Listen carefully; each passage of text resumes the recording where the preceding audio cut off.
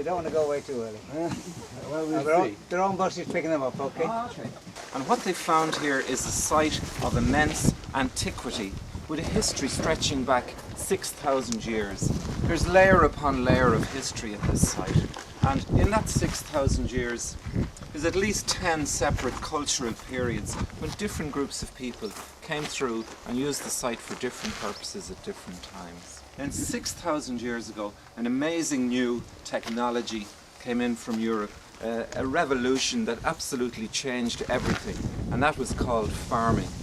And the label that the archaeologists give this period of the first farmers in Ireland is the Neolithic or New Stone Age. So they were Stone Age people, but they were from the New Stone Age.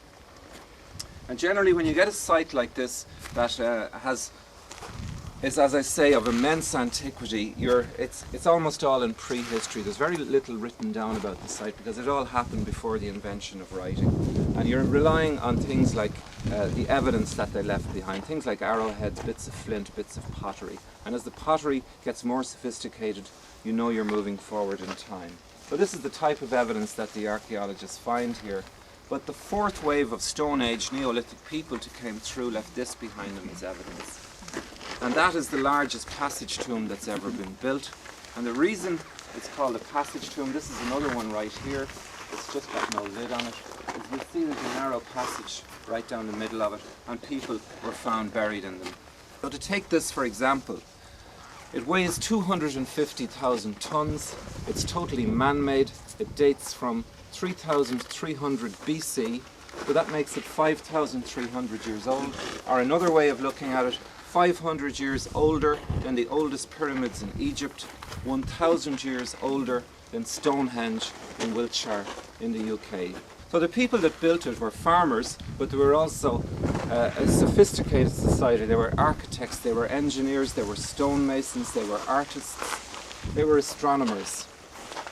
And they would have had religious leaders or shaman, and this would have been a religious site, a site for ritual, a site for ceremony. When you see the narrowness of the passage, all of the ritual, or most of the ritual, would have been outside. It would not have been inside the passage. And the people were no longer just simply worrying about survival, where their next meal were coming from. They were thinking about broader issues, issues like life, death, and rebirth, which was probably suggested by their farming background. And bodies are in a fetal, folded up position.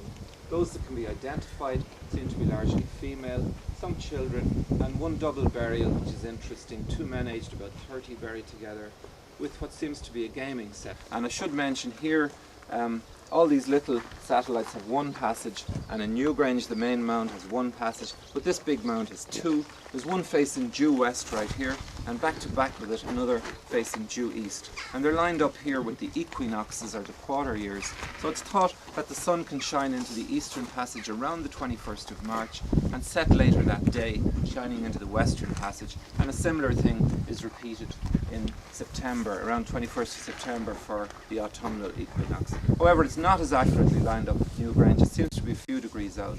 So perhaps the alignment could even be lunar here, or it's something we don't know, but it just seems to be one of it. But it is thought there would have been big ceremonies here around the times of the equinoxes, which have been the start of summer and the end of summer, though this year you wouldn't really be able to.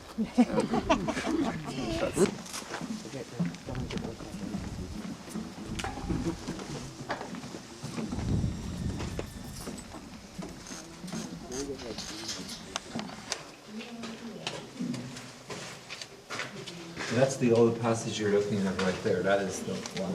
Yeah.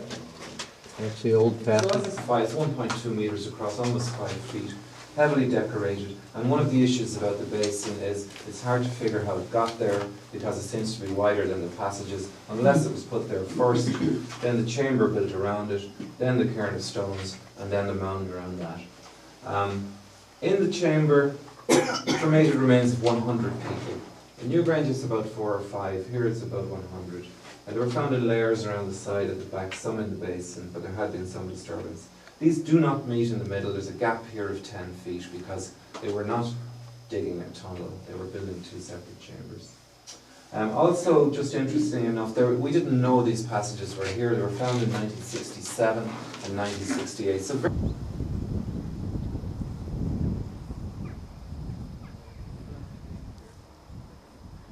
This is the main mound at Knouth. We've been through our tour.